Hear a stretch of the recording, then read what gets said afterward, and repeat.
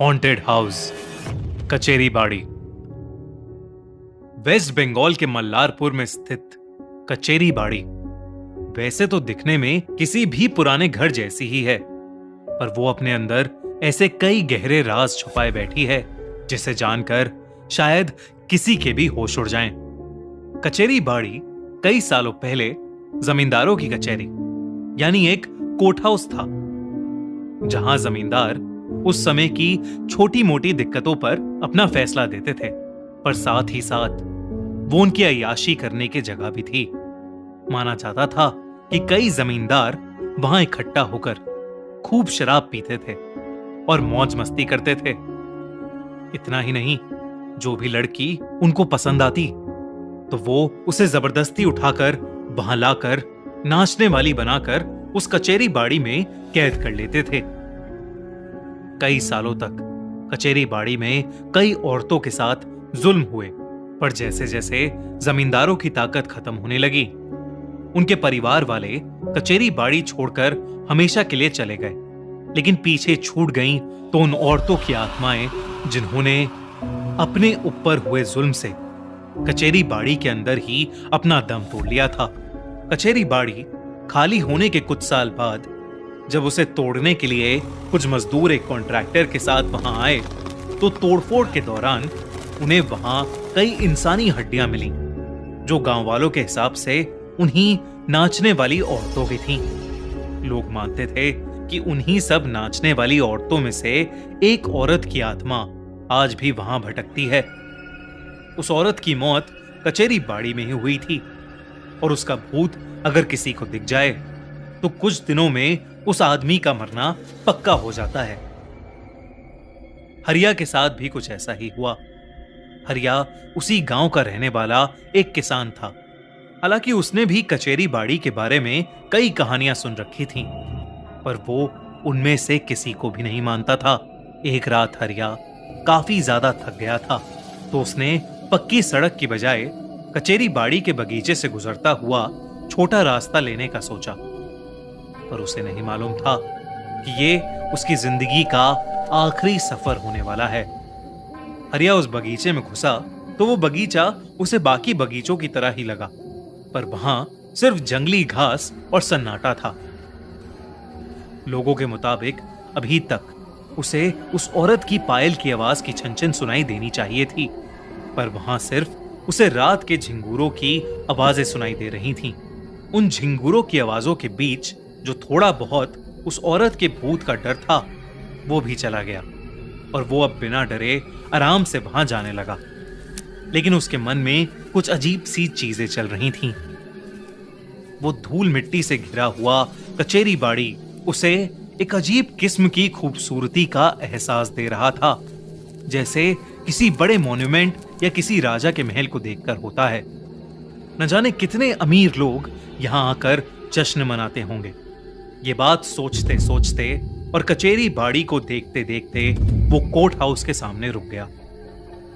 तभी हरिया को एक पायल की छनछन की हल्की सी आवाज सुनाई दी। वो कुछ सोच पाता कि उससे पहले ही उसे महसूस हुआ कि जैसे कचेरी बाड़ी की निचली मंजिल के कोने वाले कमरे से कोई उसे देख रहा है। हरिया को लगा कि ये उसकी थकान का नतीजा है, तो उसने उस एहसास को नजरअंदाज करके वापस घर की ओर चलना शुरू कर दिया। वो बस बगीचे के अंत तक पहुंचने ही वाला था जब उसे ऐसा लगा कि जैसे उसकी साथ वाली दीवार पर कुछ हलचल हुई हो। उसने झटके से देखा तो वहां पर किसी की परछाई थी जो धीरे से हिलती हुई दीवार के ऊपर जाकर रुक गई। हरिया हक्का बक्का उसी परछाई को देख रहा था। तभी उस जगह से उसे पायल की छंकार सुनाई दी और फिर धीरे धीरे वो आवाज बढ़ती चली गई। अब हरिया को ऐसा लग रहा था कि जैसे उस कोर्ट रूम के अंदर नाच गाना चल रहा है। उन सब आवाजों को सुनकर हरिया के पसीने छूटने लगे, क्योंकि अगर उस औरत के भूत के होने की बात सच थी तो उसकी मौत आज पक्की थी। इससे पहले हरिया कुछ कर पाता, वो परछाई कहीं गायब हो गई और सारी आवाजें भी अचानक बंद हो गईं। हरिया डरता हुआ थोड़ा आगे बढ़ा तो उसे फिर से पायल की झनकार सुनाई दी और बिना चाहते हुए भी उसकी आंखें वहां चली गईं जहां उन्हें नहीं जाना चाहिए था।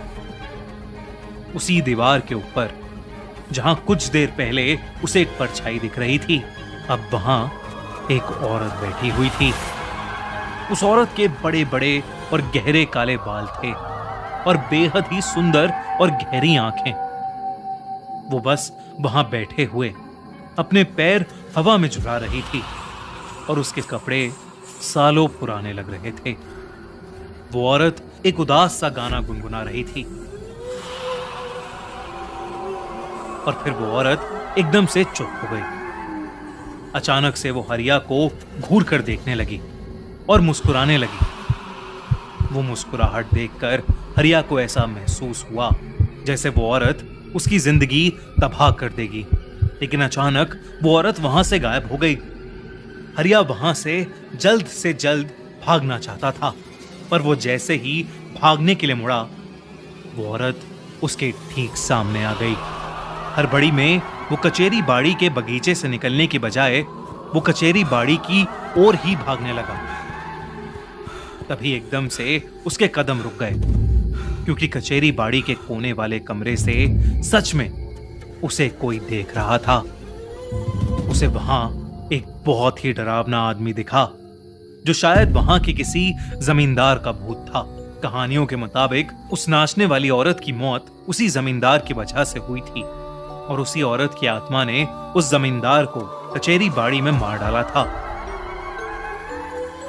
हरिया को उसे देखते ही यकीन हो गया कि कचेरी बाड़ी में कई सारी आत्माएं बसती हैं। वो उस आदमी को देखते ही जोर से चिल्लाया और चिल्लाते हुए ही वहां से कहीं भाग निकला। भागते भागते वो किसी तरह अपने घर पहुंच गया। हरिया उस दिन के बाद अकेला रहने लगा और उस रात जो कचेरी बाड़ी में उसके साथ हुआ, उसकी कहानी पूरे गांव में फैल गई, जिसके बाद गांव में कचेरी बाड़ी का डर और बढ़ गया। उस रात के बाद हरिया डरा डरा रहने लगा था। कोई अगर हरिया से कुछ पूछता तो हरिया बस यही जवाब देता, वो कचेरी बाड़ी वाली औरत यही है और वो मुझे देखकर मुस्कुरा रही है। हरिया की बीवी उसे कई पीर फकीर के पास ले गई, पर हरिया और कमजोर होता रहा। वो सब कुछ छोड़कर बस अपने कमरे के एक कोने में डरा हुआ बैठा रहता था।